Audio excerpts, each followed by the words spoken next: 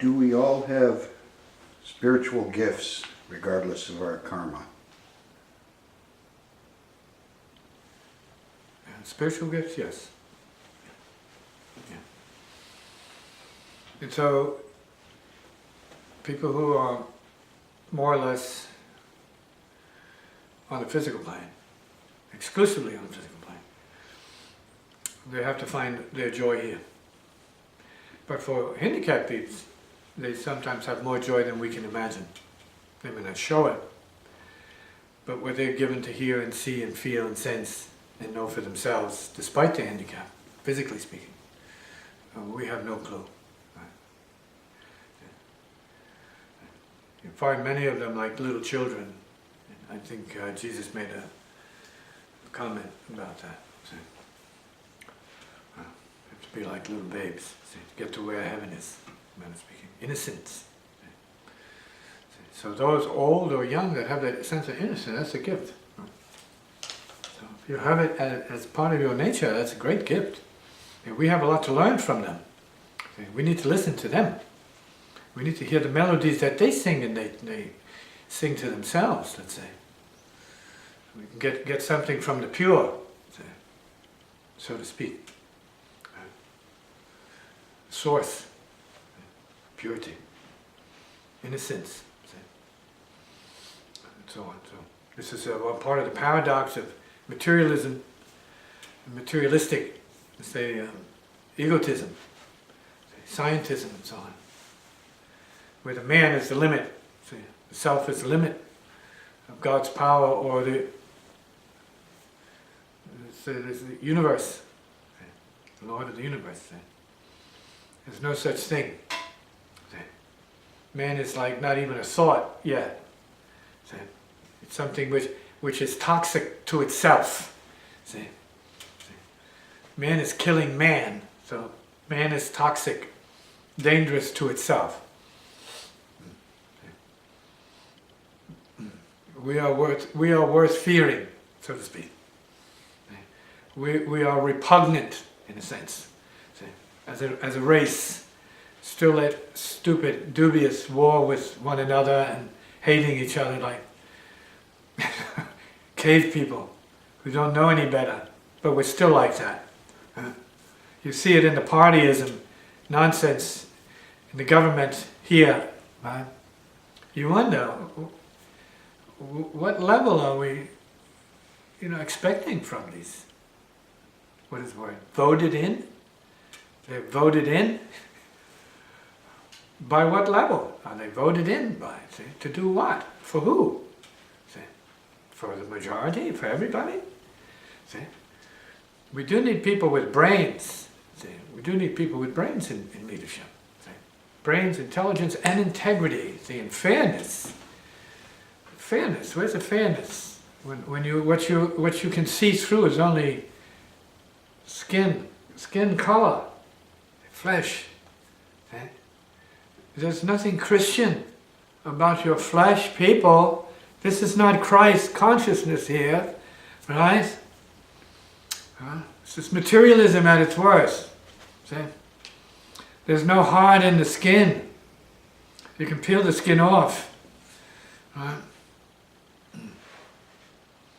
And you look at the hearts and then say, tell me what the difference is in the hearts, please, somebody. Is there a doctor in the house?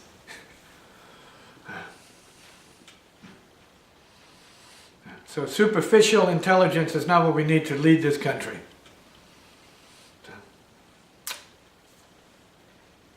Or any country. Is innocence an essential component of joy? Yes. Yeah, of course. When you are joyous, you're in touch with your innocence. See? You're just as good as a baby at that point. Same thing. Happiness, joy is happiness as joy is happiness. It has no age. See? And that's one of the qualities of the soul. So that's one of the gifts we're all given. See?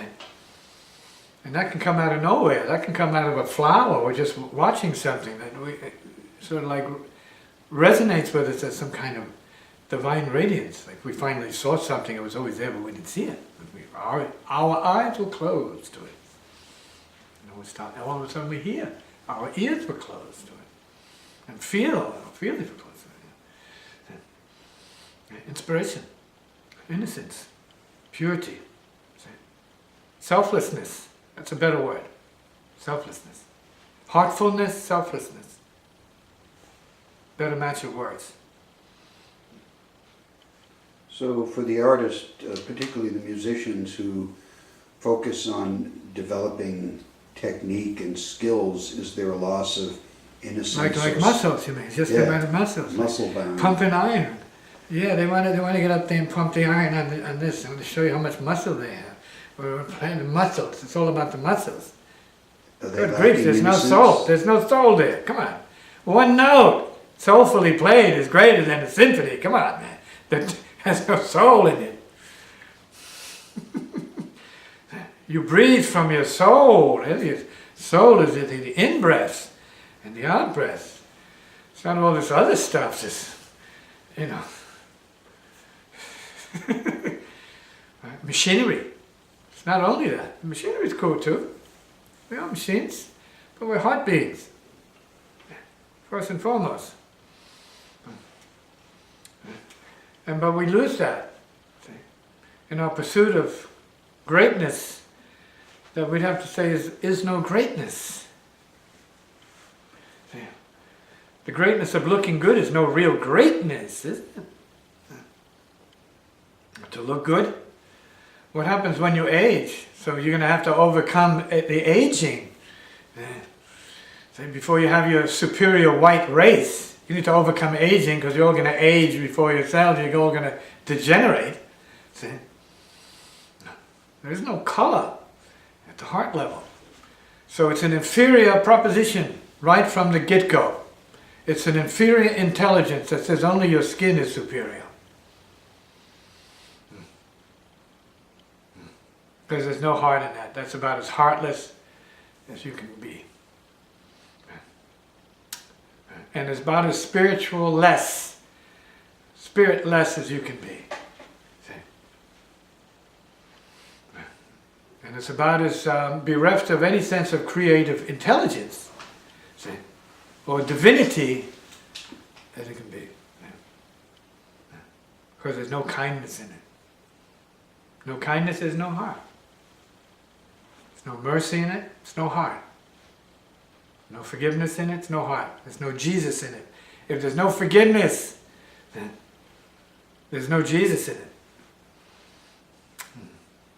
There's no compassion. I'm using the word Jesus as a demonstration of compassion out here. Because for many people who are not into the Far East or the Middle East, and they say, well, we're Christian, but we don't really know what he meant. All we know is that his trauma and tragedy in his life, it's awful. And they were so mean to him. He was so good.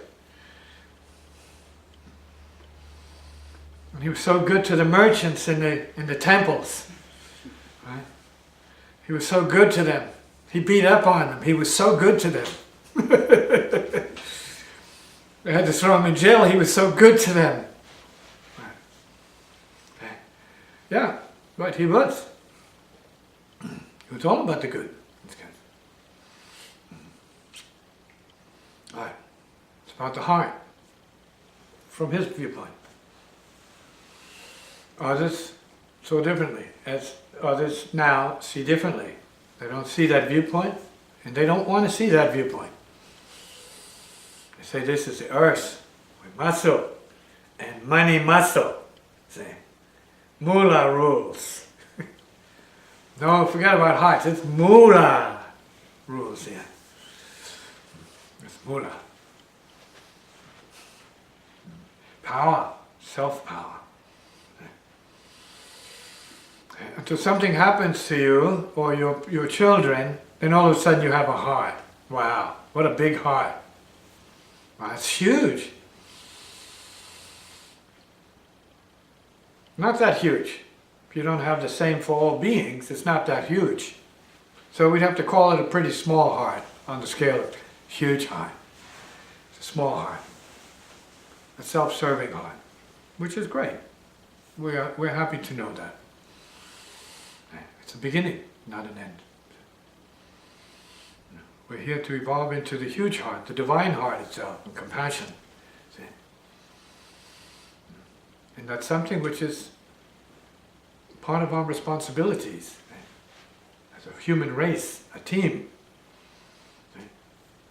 A real viable and necessary team, which will become galvanized to a certain degree if aliens finally choose, say, or the space beings, space brothers, the unfriendly space brothers of ours finally choose to come down and make a show of it.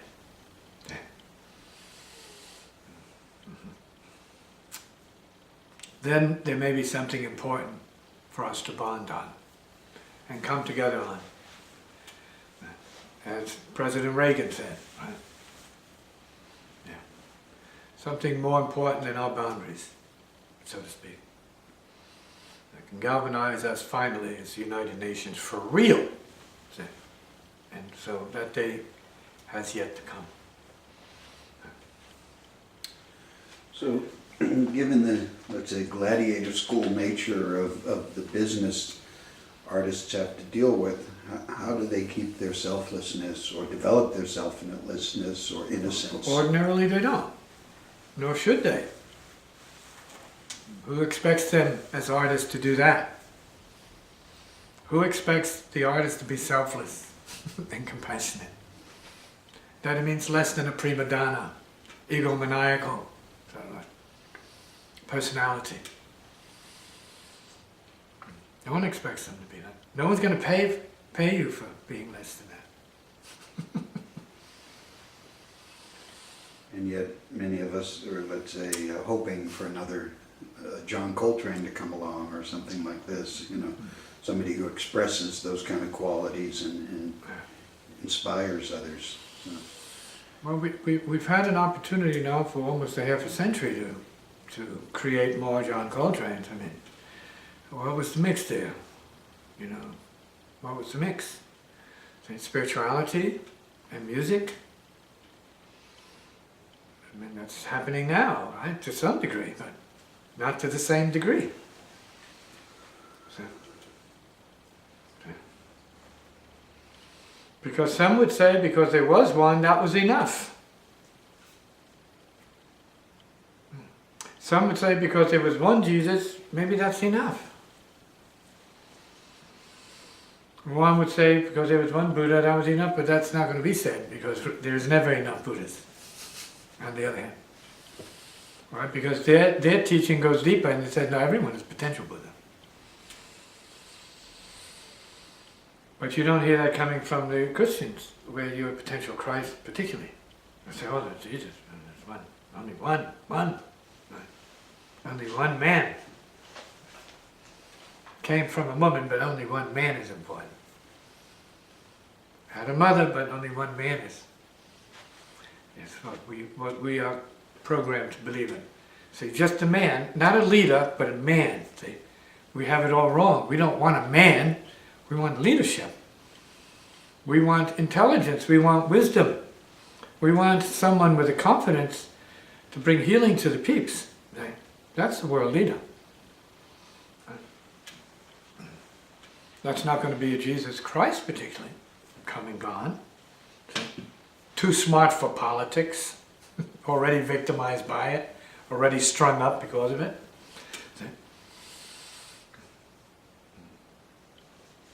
So people need to look for their leader and hope their leader is the right one for them and for the world, we hope. We hope there's a leader that comes out here for the world, takes a stand in a noble way, noble manner, with kindness and respect to all people, see, like native wisdom, regardless if it's from India or from the south or northwest of the United States or wherever, up north, the south, Africa, Middle East, who cares? We want that person to be heart first. See? That's what we need, heart first.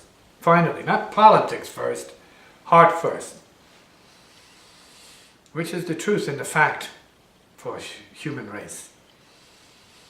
Heart first, brain, spirit.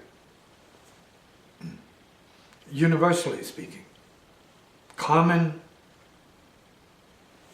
reality. Never happened, right?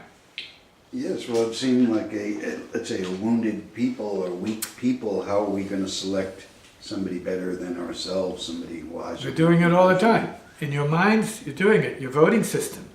So here, in terms of the United States, it's a good system. But it seems like not the right people are voting. It seems to satisfy the need for progression, for progress, advancement of intelligence, and let's say intelligence in a creative sense, scientifically, religiously, and artistically. Creative intelligence, one that knows no bounds and knows no harming anybody. See, creative intelligence, not destructive intelligence. Creative intelligence, see? Spiritual intelligence. And there are those who stand for that these days. And we have to applaud them in their goodness of heart and their goodness of character and their goodness of behavior, conduct. See? And they're not jazz musicians. Yet. And yet the same problem exists in all fields, whether politics or art or whatever, to find who to lead and for the followers to know. No, you have to lead. You don't find anybody to have to lead. You have to lead. Don't be looking for anyone. You need to be the one to lead. See? The individual has to lead. And I don't mean the egomaniacal sort of prima donna, who just loves to be worshipped and kissed and pampered and made less, thinking it's being made more. See? See? It's a victim. See? See? It's not victorious. It's a victim of what? Glamour. See? Does the cliche, too many chiefs, not enough Indians, have any relevance with everybody leading? Well, not everybody is going to lead. See? Not everybody is going to lead. I don't sense that someone like John Coltrane wanted to be a leader particularly. He just was one. He didn't have to want to be one. It just happens. It just is that way. See, there's no leader here, but there may be leadership from here that's like a pipsqueak, in the wilderness for a few peeps. It could be that. A few peeps will feel that there is something bold and very American about what has been happening here. Right? Liberty for all peeps. See? Happiness and justice for all beings. It's a very American idea. See? But it says all beings, right? For all. Right? So I don't know where a lot of these, as you might say, cults are coming from that are beneath that. See, the all. See? They don't want a nation of people. They want a cult, like a religious cult for the few. See? And it seems that we've all seen enough of that in the history of mankind. We've seen enough of that. See? We need much more impersonal, universal leadership. See?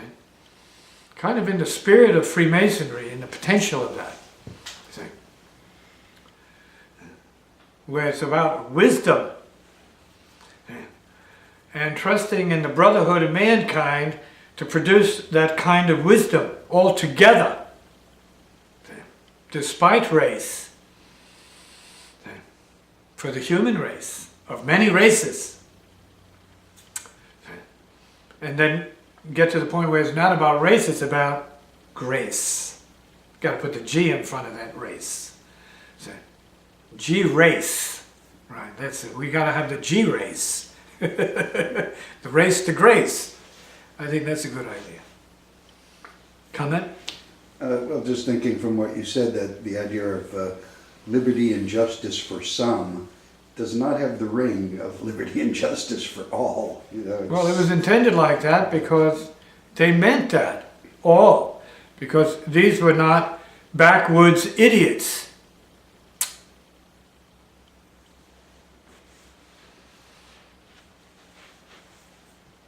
on moonshine. Particularly, not that it's bad. I was part of the South when I was in the military. I loved my Southern duty and my Southern food. I loved it. Southern comfort and Southern religion. Southern ladies, all of it. All great. Good people. But it's not about that. We have to start looking at the effort of geniuses throughout the history. Right? And what are they pointing to? Leonardo da Vinci. Right? Now there's suspicion about his gender and all the rest of that. We have to see beyond that. We have to get to the creative intelligence. See, that we assume the forefathers were coming from when they're speaking about the universals. That's the genius's business, is the universals. I don't mean astrophysics alone, or just classical music particularly. But the universal intelligence that we have is native to us. Jesus made references to something called the kingdom of God within. Within. Now, that could be misunderstood. Does that mean your psychosis, your imagination, your state of mind within? I don't think so. What it may have meant is the inner connection with the least in us is the same as what's out there. Right? The stardust theory.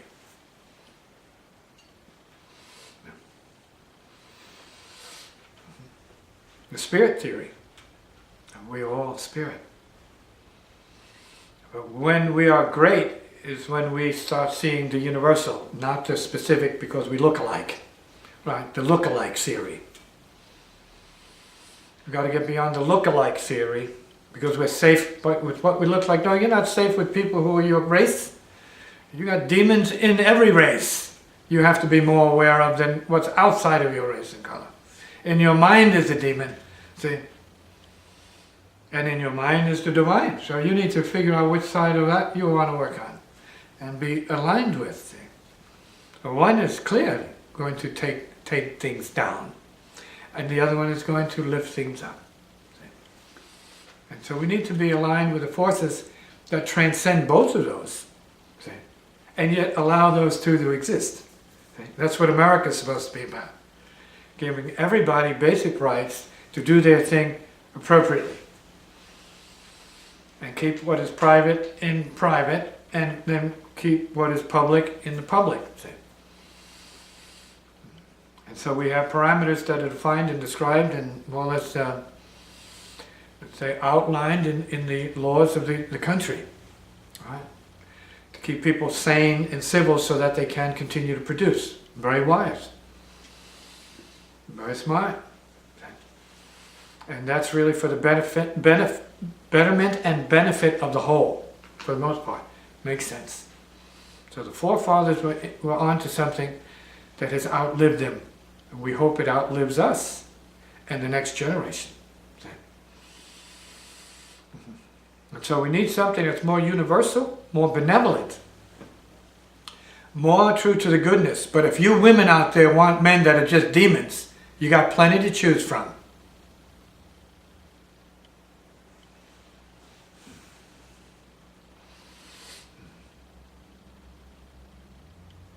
You can choose better. You don't have to be choosing brutes and barbarians. Because your life is at risk, lady, and that of your children when you live in that darkness. You got to choose better. You got to choose the light. And that's true of everyone. Choose the light. It's here to be chosen because it is already here. You need to open to what it is. Recognize the light. And then you can walk a lighted path, and maybe you can do it in a lighted house.